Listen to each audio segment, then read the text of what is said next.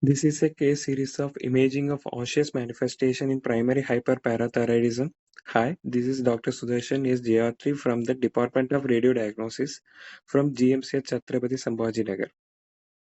Primary hyperparathyroidism is a systemic endocrine disease that has significant effects on the bone remodeling through the action of parathyroid hormone on bones.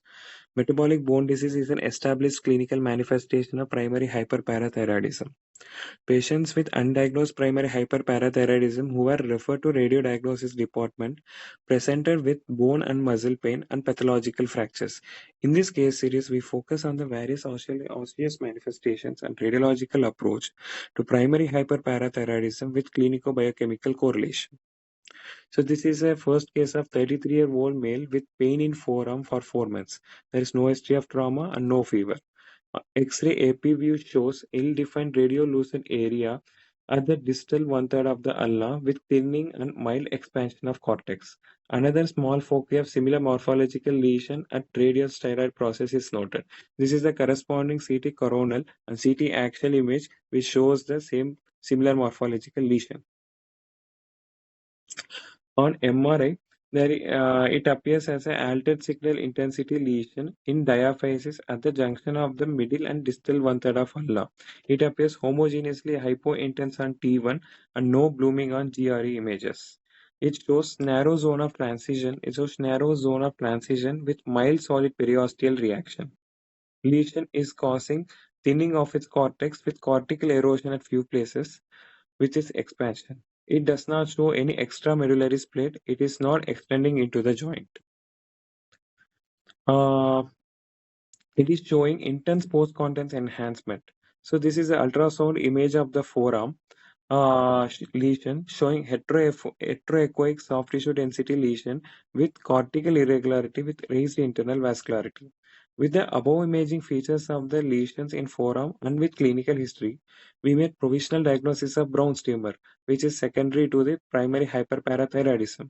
We called the patient for ultrasound neck and then we found out this. So this is a well-defined lesion near the inferior pole of the right thyroid lobe, which is seen distinct from the thyroid, suspected for the parathyroid adenoma. So this is a skeletal survey of the same patient. The skull AP and lateral radiography shows the salt and pepper skull, which is a fine areas of lucency mixed with sclerotic radiopaque denser dot-like foci. Second picture shows a well-defined radiolucent lesion in the first metacarpal. The third picture shows the early tuft resorption, which is acroosteolysis, which are the classical features for the primary hyperparathyroidism. This is the second case of 30-year-old female with bilateral hip pain for 6 months with painful limping on walking, no history of trauma, no fever. These MRI pictures of T2 stir core and CT core shows diffuse osteopenia of sacrum and bilateral femoral head with subchondral resorption of the sacroiliac joints. Coronal CT images shows the area of subchondral lucency with irregular articular margins with apparent widening of the joint spaces and surrounding hyperdense sclerosis. This MRI and CT sagittal images of the spine shows the preferential loss of horizontal trabecular bone with increased prominence of the vertical trabecula. A non-traumatic pathological rib fracture is noted. Incidentally noted T2 hyperintense cystic lesion in thyroid region with hyperintense content within. With all these imaging features in a young female with a clinical history, a provisional diagnosis of metabolic bone disease is made. We further did USG and 4D CECT neck, which showed a cystic necrotic lesion with heterogeneous content within in right lobe within right lower pole of the thyroid region. So this is the third case of 70-year-old male with neck pain and upper back pain for 4 months with painful restriction of the right arm movements. No history of trauma, no fever, and there is no comorbid conditions. So this is a 3D reconstructed image which shows the non-traumatic pathological fracture of the mid shaft of clavicle. The CT sagittal image of the patient shows diffuse osteosclerosis of the spine, unvisualized skull with degenerative changes such as anterior modular osteophytes. With the age of the patient and with no comorbid history, differential diagnosis of differential of metabolic bone disease and metastasis was made. So based on this, USG abdomen was done, and USG abdomen screening appears unremarkable. Bilateral kidneys and prostate appears normal. However, USG neck shows um, a well-defined hypodense lesion in upper pole of left thyroid lobe seen separately from the thyroid. On further workup with CECT neck, a well-defined enhancing lesion is seen separately from the upper pole of the left thyroid lobe, which is suspected for the diagnosis of parathyroid adenoma. So for all these patients, we suspected a parathyroid adenoma with secondary osseous features, and further biochemical laboratory parameters were done. So for the second patients, it shows the raised serum calcium level, but for the first and third patients, the serum calcium level were within normal limits. However, all these three patients shows their raised serum PTH level, parathyroid levels. The first patient shows a significantly raised parathyroid levels.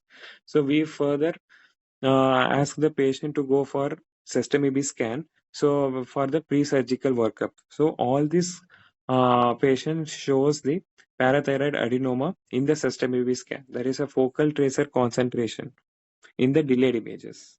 So all these patients underwent surgery. The first and second patient underwent right inferior parathyroidectomy, whereas the third patient underwent left superior parathyroidectomy. So for all these patients after surgery, the 5-minute post-op and 10-minute post-op PTH levels were significantly become significantly low, which is normal. So discussion. Bone is a major target organ of parathyroid. And inappropriate elevated levels of parathyroid in primary hyperparathyroidism can lead to changes in the appearance of bones on variety of diagnostic imaging evaluation. In this case series, all the three patients presented with musculoskeletal symptoms had the osseous findings related to primary hyperparathyroidism. On further screening with ultrasound neck, all three patients were found to have the lesions in parathyroid lesion and got confirmed by 4D CT and system EB scan. More recently, a newer presentation of primary hyperparathyroidism has emerged, in which patients present with consistently normal serum calcium but elevated parathyroid levels, as in case 1 and 3. Patients with this phenotypical presentation, normocalcimic primary hyperthyroidism, are usually discovered during the evaluation for metabolic bone disease. Hence, radiologists should have the primary hyperparathyroidism as a differential and do further evaluation to look for the parathyroid lesion. On conclusion, the imaging findings of metabolic bone disease in primary hyperparathyroidism are varied yet highly characteristic of the disease. Recognizing the classical imaging patterns differentiating from other conditions and considering the clinical presentation of primary hyperparathyroidism are essential for radiologists and clinicians.